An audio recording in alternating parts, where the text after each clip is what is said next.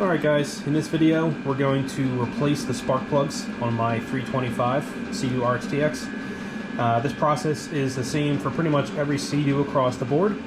The tools are all the same. The only thing that's really going to change is the actual spark plugs. On the 300s and 325s you can pretty much use the same plug.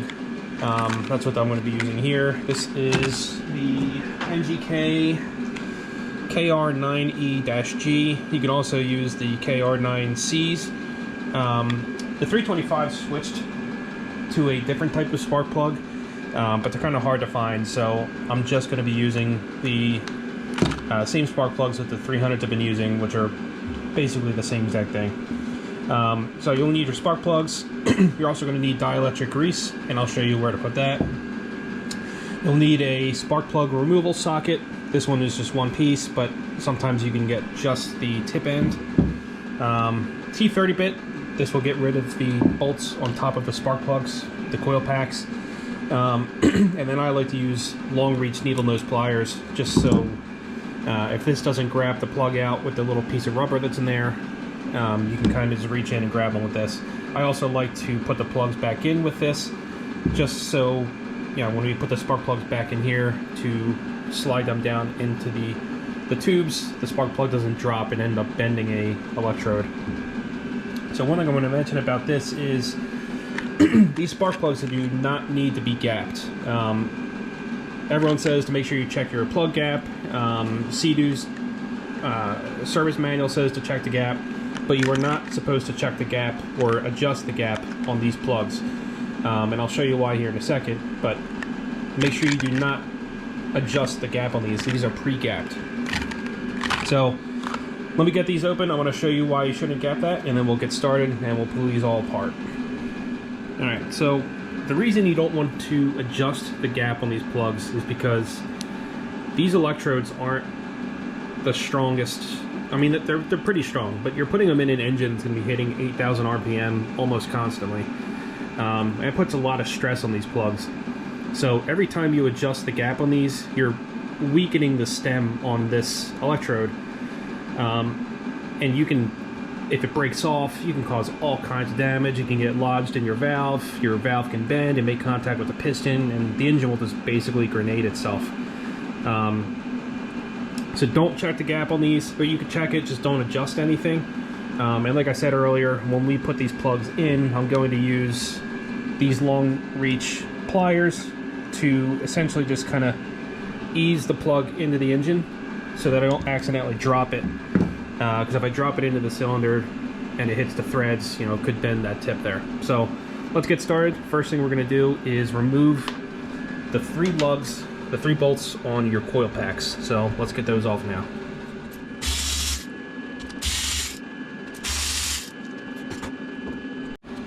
Alright, if you notice a grounding pid that comes off of your spark plug or the coil pack, just make sure you set that aside.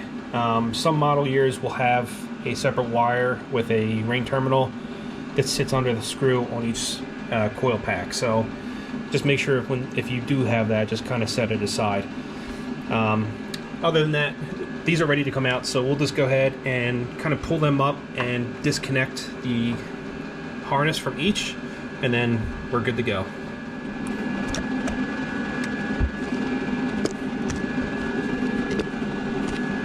Alright, each coil pack is out, and when you have these out, you just want to kind of go over them visually, make sure everything looks fine, make sure there's no tears in the bottom seal, which is what, there's a little spring in there that's going to connect to the spark plug.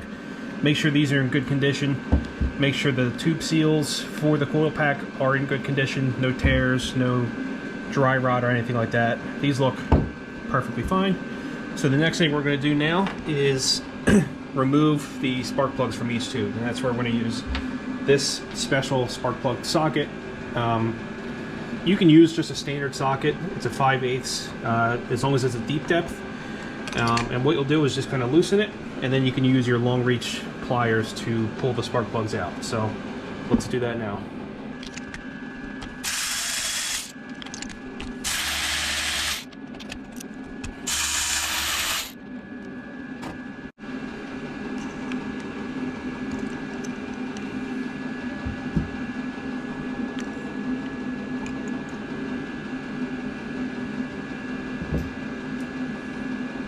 Alright, these are the old plugs, or the originals.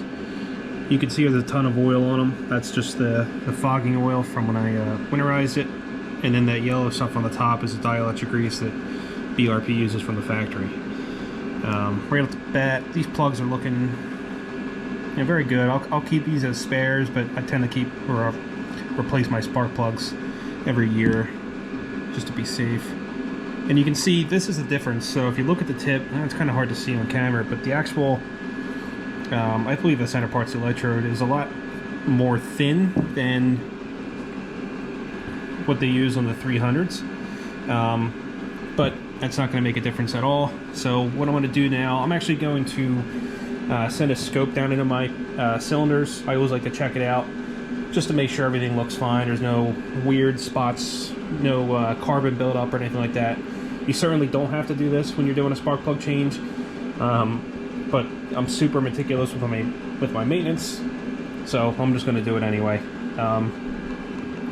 And this actually has a mirror on it. So what I'll do is I'll drop it into each cylinder without the mirror, just so I can look at the piston head, and then I'll put the mirror on so I can actually look up back at the valves and just see how they look. So let's do that now. Alright, so we're looking at cylinder 1 right now, and it looks flawless. I don't even see any carbon at all on this thing. It looks like it's been burning very, very clean. The shininess and the kind of buildup is just from the fogging oil, but this one looks good to go. So I'm going to go ahead and do the other 2 cylinders, and then we'll take a look at the valves. Alright, small change of plan. The mirror on the endoscope is just too small to show on camera. It's easy for me to see in person, but on camera it just looks all blurry. So I checked the valves, everything looks fine. Of course, there was no problems with this engine, but I still like to check it out anyway. So we're going to go ahead and put the new spark plugs in now.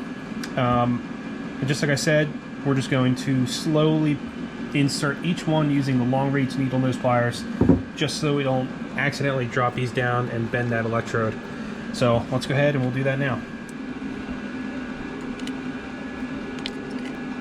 Okay, now we can go ahead and thread them in. Now when you're threading these, you want to start with a hand thread and not just instantly crank them down, because you definitely do not want to cross thread the spark plugs.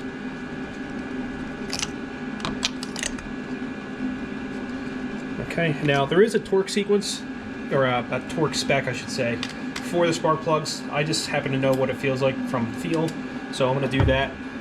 Basically there's a crush washer on the NGK plugs, so you want to crush the crush washer and then go about a quarter turn beyond that.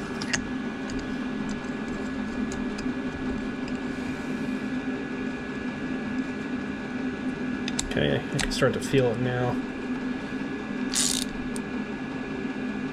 That's good.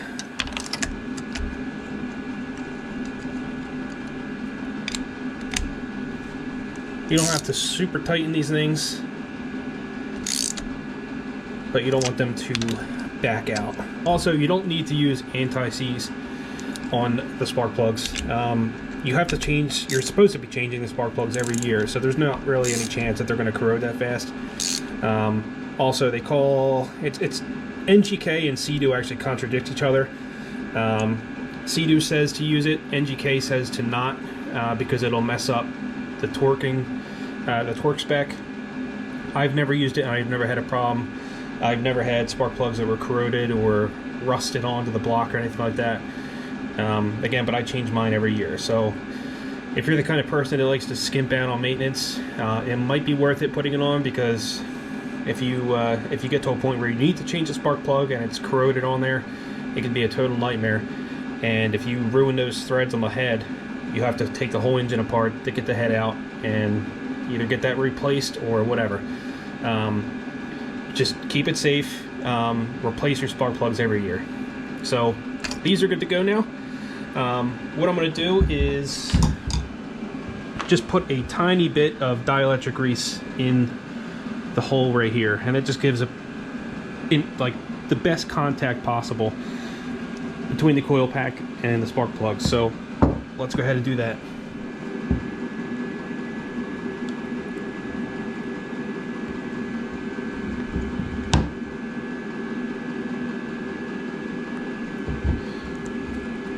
not too much, just a little bit in there. And then we're also going to put some dielectric grease on the actual coil pack connectors as well. So some on there, and some on there. Let's do that now.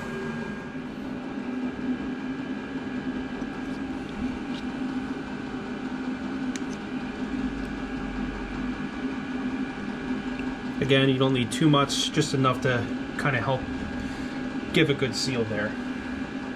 Alright, this next part is not required, but I found that it really helps. I just take a little bit of storage oil and spray it on the base of the rubber seal here on the coil pack, just so it makes it super easy to get off the next time, and there's no chance that this is going to break when I peel it off. So we'll do that, and then we'll go ahead and slide it in. Just like that. You can even wipe off the extra. Doesn't really matter though. Okay. And then we'll get this in.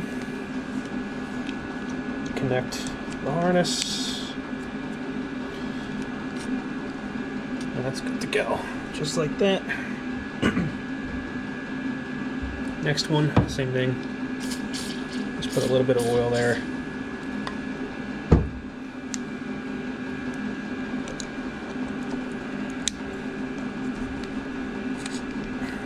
Okay. And then our last one.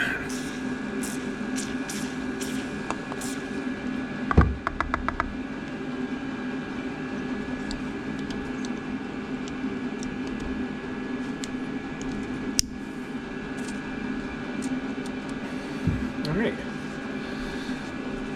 So much extra oil in this engine, I gotta get this all cleaned up. Alright, and then the last thing we need to do is just go ahead and put in the Torx bits here, and then that's it. Spark plugs are good to go.